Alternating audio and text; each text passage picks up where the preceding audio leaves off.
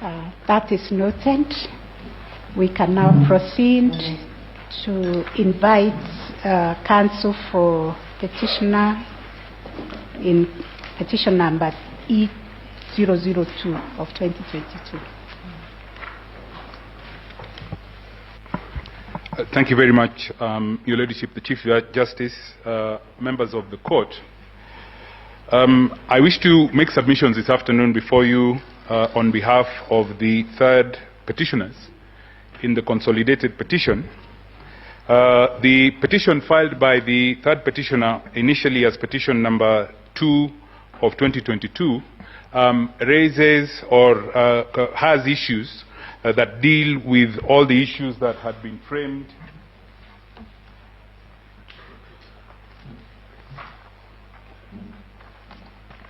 all 9 issues that had been framed for determination by the court.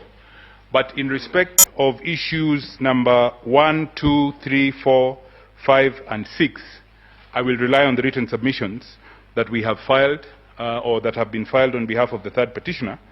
And I will utilize my time on my feet this afternoon to focus on issue number 6, the cojoined issue number 7, number 8, and number 9 of the issues that the court framed or the court has framed for determination. I wish to get straight into issue number 6. And my humble understanding of issue number 6, and I will read it just for clarity, whether the IEBC has carried out the verification, tallying, and declaration of results in accordance with Article 138(3)(c) and 138(10) of the Constitution. Again, it is my humble understanding from the manner in which that issue is phrased that what the court is inquiring into is not whether tallying and verification should be done in accordance with Article 138(3)(c) and 138(10), but indeed whether tallying was carried out by Article 138(3)(c) and 138(10) by the IEBC. Time was taken by my learned senior colleague, Mr. Paul Mwangi, earlier on this morning, to make submissions as to what the IEBC is, the meaning and definition of the IEBC, and what amounts or what body or group of people then amount to the IEBC. And that is a submission of law, and I don't intend to repeat the submissions that were made by my learned senior colleague. But the issue as framed in number 6 invites a detailed factual inquiry. And that factual inquiry is the factual question of was the tallying and verification during the or after the presidential election that is the subject of these petitions indeed carried out by the IEBC. I wish to start my submissions by referring you to a press statement. And that press statement is by the chairman of the IEBC. I believe he's the second respondent. That press statement is dated the 17th of August 2022, and that press statement is to be found in volume 4 of the third petitioner's documents at pages 493 to 496. That press statement is dated the 17th of August. It is headed, the subject is staff murder, profiling, and misleading reports on the presidential election. It is under the hand of the chairman of the IEBC, and it is divided into 3 parts. I wish to focus my submissions on part 3. And part 3 is headed Declaration of Presidential Results. And I submit that this press statement is important because it is the first account by the second respondent as to how tallying and verification took place. In line 12, he states, for the avoidance of doubt, the law provides that the chairperson of the commission is the returning officer of the presidential election. I will emphasize on that the chairperson of the commission is the returning officer of the presidential election. I will make submissions later on in my submissions, and I will hope to persuade you that there is no such position as the returning officer of the presidential election. It is a creation of the chairperson of the IEBC,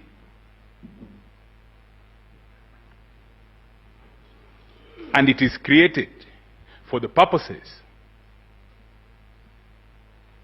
of executing a very calculated scheme. Be that as it may, I wish you to then go on to the second paragraph from the end at line 34, where he says, as per Article 86C of the Constitution of Kenya, the results from the polling stations are openly and accurately collated and promptly announced by the returning officer. The next sentence is important. It is also important to note that Regulation 87 of the Election General Regulations provides, and he then goes on to state, that he, as the chairperson, is the one who is then empowered to tally, or to verify and tally the results. Again, later on on page 495, he goes on to state, this constitutional mandate, and he's talking about the mandate to tally and verify, this constitutional mandate falls squarely on the chairman of the commission, who is the national returning officer. Again, he repeats that, as gazetted in Gazette Notice number 4956 of the 28th of April 2022. The role of the national returning officer for the presidential election is not a shared responsibility and not subject to plenary discussion of the commission. Very important, because at the end of the day, this is how the second respondent then tallied, verified, and declared the results, but we will get to that later on. He states in the paragraph beginning as the gazetted national returning officer that in the spirit of teamwork, the chairperson involved the commissioners. That is all he did. In the spirit of teamwork, he felt that there was no duty to involve them. All he did was involve the commissioners. And again, later on during my submissions, I will get to that. My learned senior colleagues who submitted before me dwelt in detail on the content of Regulation 83.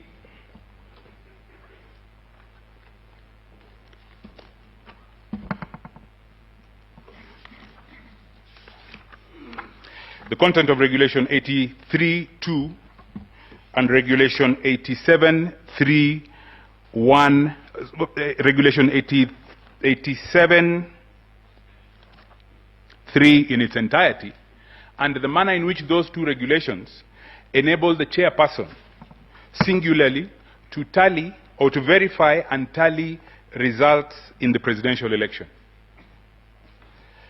I do not wish to take any time to go through those two regulations, merely to state that it is my humble and respectful position that those two regulations are inconsistent with the provisions of Article 138(3)(c) of the Constitution, because they enable the result in the presidential election to be verified and tallied in a manner other than envisaged by the Constitution. There is a substantive prayer in the petition to declare those two regulations unconstitutional. And I state for that reason that relief should be granted. Later on in my submissions, I will then make submissions as to the consequence of those regulations being unconstitutional and having then hopefully being declared unconstitutional by this court.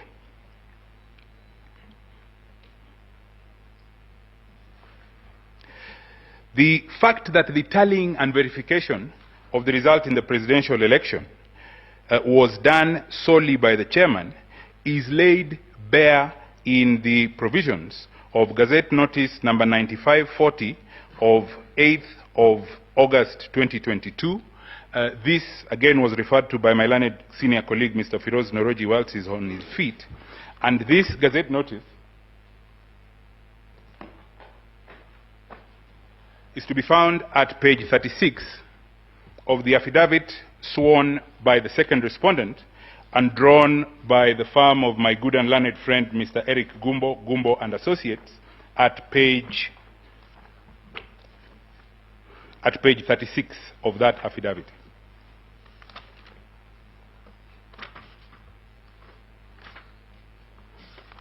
Mr. Noroji took the court through that affidavit extensively, through that Gazette notice extensively. I only want to emphasize that before the election, the chairman of the commission is clear that it is he who will tally, who will verify and tally the results. And for some reason, the chairman has the chairman of the IEBC had the propensity to publish Gazette notices even where he didn't need to, because there was no need, there is no statutory basis or regulatory basis or even constitutional basis for gazetting the result pathway. But he went ahead and did it. And it is clear, and I submit it is admitted by the chairman of the IEBC that he exclusively, to the exclusion of the rest of the commissioners of the IEBC, tallied and verified the result for the presidential election. So as to determine conclusively that the tallying and verification was done exclusively by the chairman, it is again important to ask the question, where were the other commissioners? Where was the rest of the IEBC as the chairman was tallying and verifying the results? Again, I wish to refer you to the same affidavit that I have, the affidavit sworn by the chairman and drawn by the firm of G&A Advocates on the 26th of August this year. And it starts from the second paragraph. He states in the second paragraph that in my capacity as the chairperson of the commission, I was the returning officer of the presidential election. He then goes on later on in the affidavit at paragraph 45 to state that for the proper management of roles at the tallying center of the presidential elections, I had designated in writing specific roles to each of the commissioners and other commission staff. Annexed here to as WWC 9 is a bundle containing the said communication. Again, this bundle and this communication is important, members of the court, because it states clearly what the other commissioners or the roles that the chairman had designated the other commissioners to do. At page 41,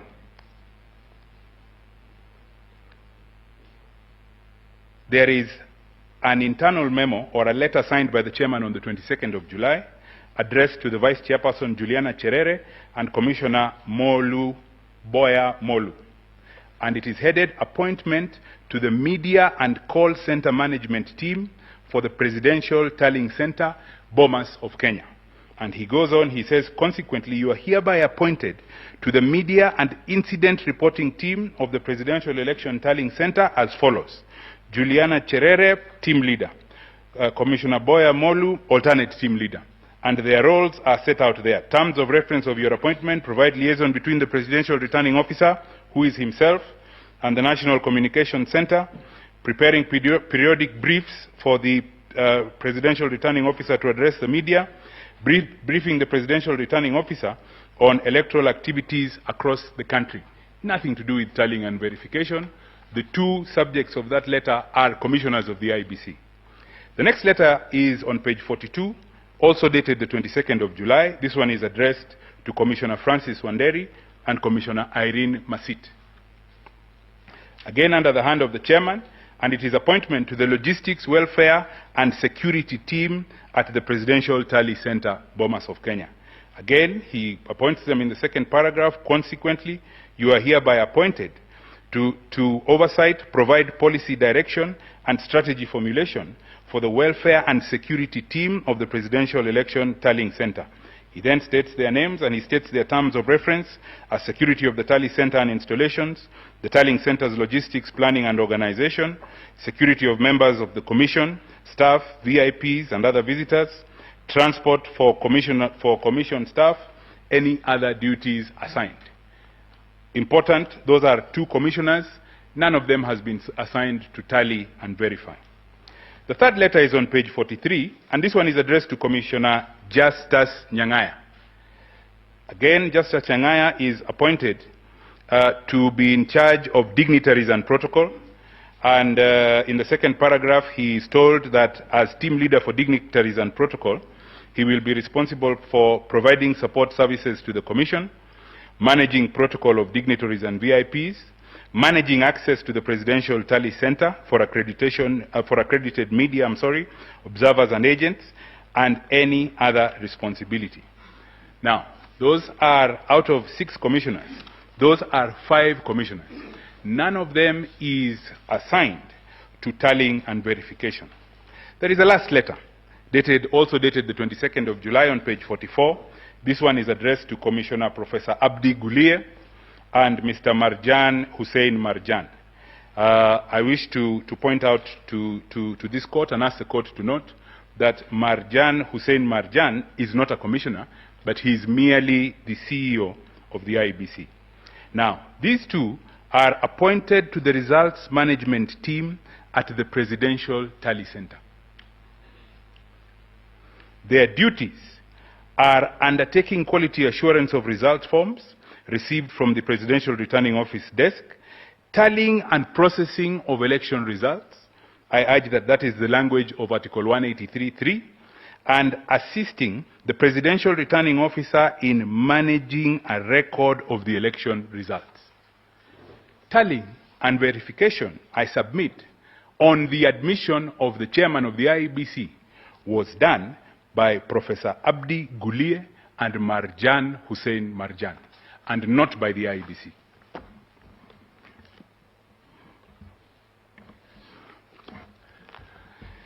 The tallying process continues, unconstitutionally as it was being conducted, and I want to pose the question and attempt an answer to the question, how does that process then end?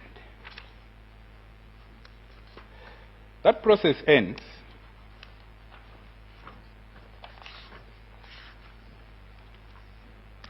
as set out in paragraphs, again, the same affidavit of the chairman, at paragraph 76 onwards.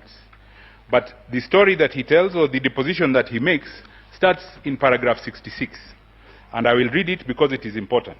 He deposed, shortly after 2 p.m., the commissioners and I had a meeting to be briefed on the final results by the commission secretary, stroke CEO, an alternate leader of the Tally Center. The meeting was only for a briefing. He then goes on to say, the briefing was to be done before my declaration in accordance with Article 138(10) of the Constitution.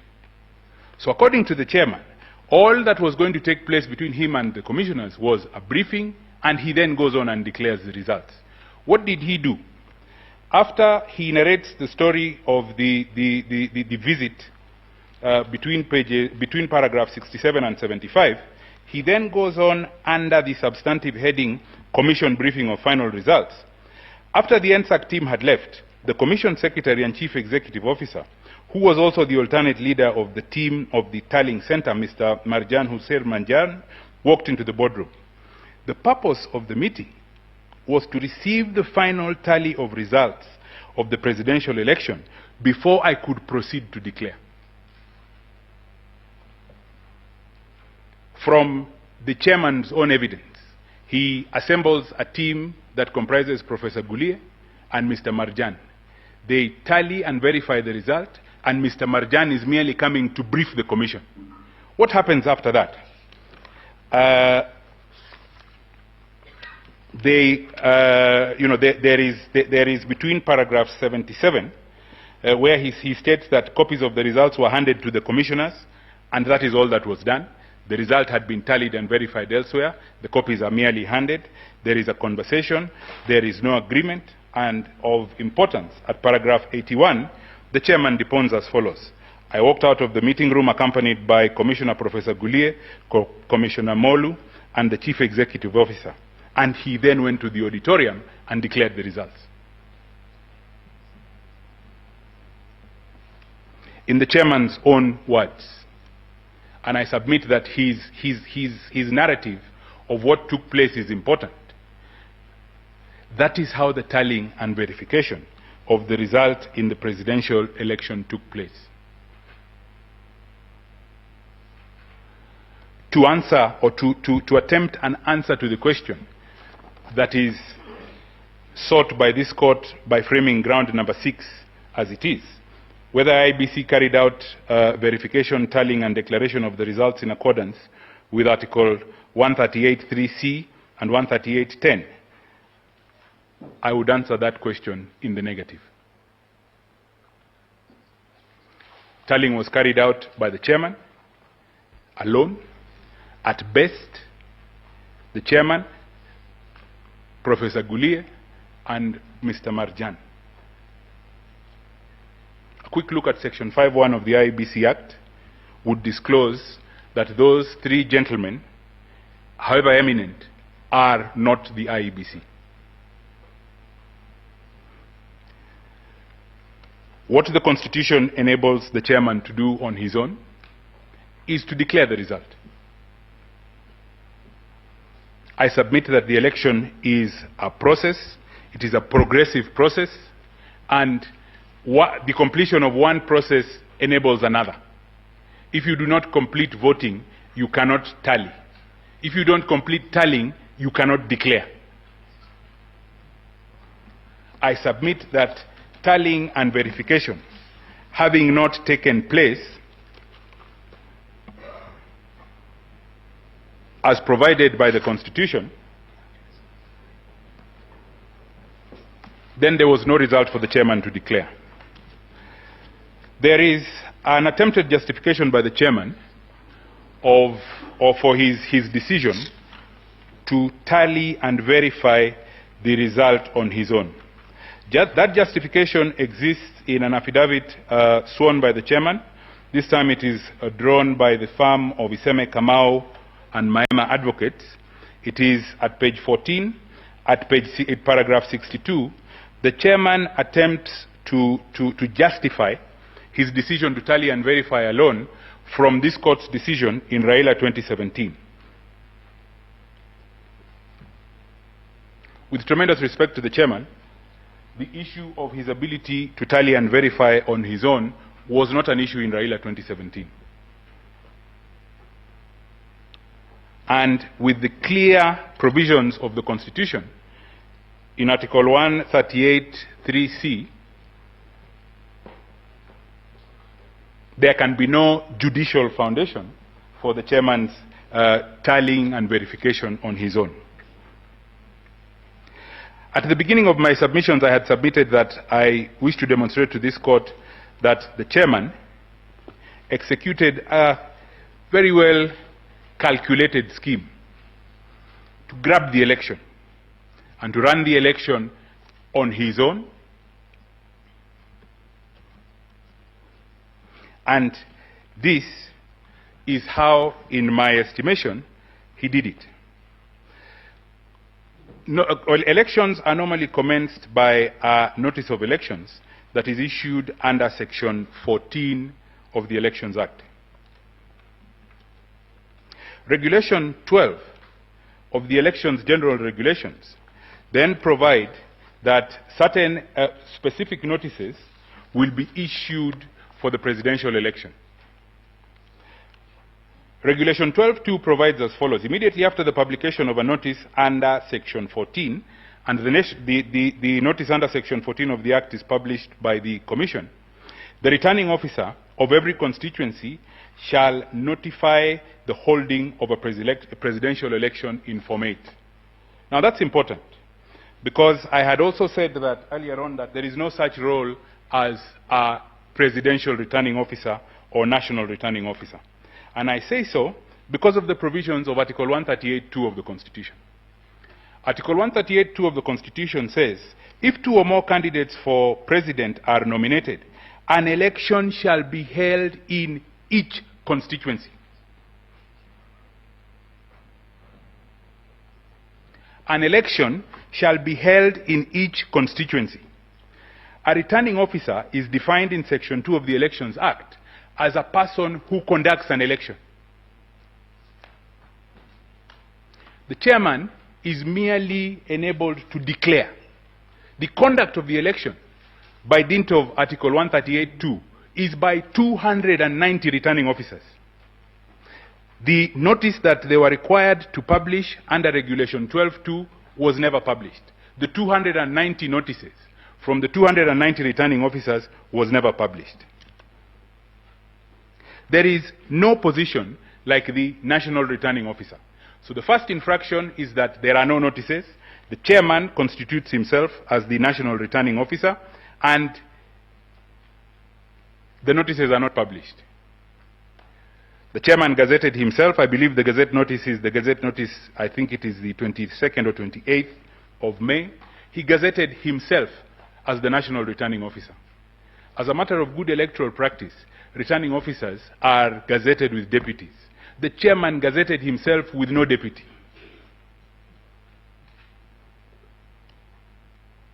It was his election to run as he saw fit. There is the issue of the deployment or the unilateral transfer of returning officers. My learned colleagues who appear for the commissioners have dealt with that extensively in their affidavits, and I'm sure they will submit on it when they have their time on their feet. Again, the deployment of commissioners at Bomas was not accidental, it was deliberate, it is documented, and the details are spelled out, the duties are spelled out in detail. Again, the postponement of the elections is another issue, and I wish to pose this question at this juncture. We have interpreted constitutional time as being strict, but the chairman of the IEBC has on more than one occasion dealt with constitutional time as if it is elastic. The elections that he postponed on the 8th of August were not the first elections that he postponed. In the second week of March 2000, the then sitting MP for a constituency in Kwale called Msambweni passed away. The Constitution provided that that by-election be held within 90 days. That by-election was not held until the 20th of December 2000, or not 2000, 2020. Again, that is another election that was postponed, and it just went by. The manner in which the commission conducted itself, or the chairman conducted himself, around the commission dealing with these very petitions is also instructive in the manner in which the chairman had, assumed certain roles and capacities to himself. I wish to refer to the affidavit of Juliana Cherere, filed in this court on the 26th of August. And I wish to refer members of the court to the to annexure JC12. That annexure is correspondence, it is internal memos within the commission. The first one is signed by the 4 commissioners, and it is a request for a special meeting whose agenda is to deliberate the commission's position in light of the presidential elections petition filed in court on the 22nd of August. That letter is dated the 24th of August, 2 days after the petition is filed. Annexure JC12 or JC13 is a follow-up to that letter. There is no response, or there is no response by the chairman to the initial memo, and there is a follow-up now asking for a meeting on Friday the 26th at 9 a.m. at the commission's offices to discuss that purpose. Of tremendous importance is the letter, or is the internal memo exhibited as JC14. This is a response to the request for a meeting. This one is not under the hand of the chairman, but under the hand of the CEO, where he convenes that meeting for today, the 31st, the first day of hearing.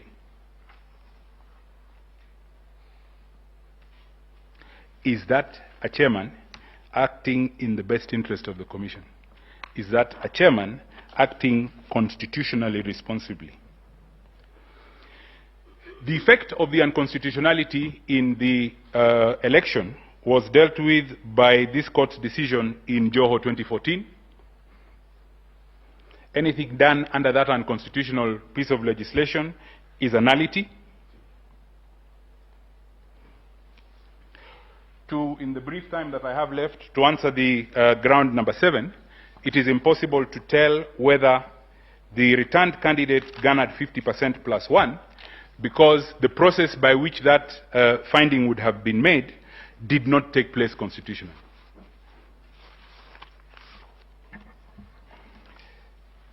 The election having been conducted as it was, there is no result. The votes that were cast by the people of Kenya having not been properly tallied and verified, or verified and tallied, there can be no declaration. I wish to assert the submission made by my learned senior colleagues that an election is a sovereign process that belongs to all Kenyans. And via the Constitution, we have delegated the management of that sovereign process to the IEBC. It was a constitutional infraction of monumental proportions for the chairman to seize the election as he did. And for those reasons, it is my humble request that all the prayers that are sought in petition number 2 of 2022 be granted.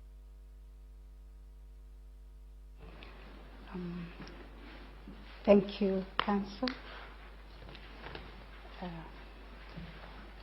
Next.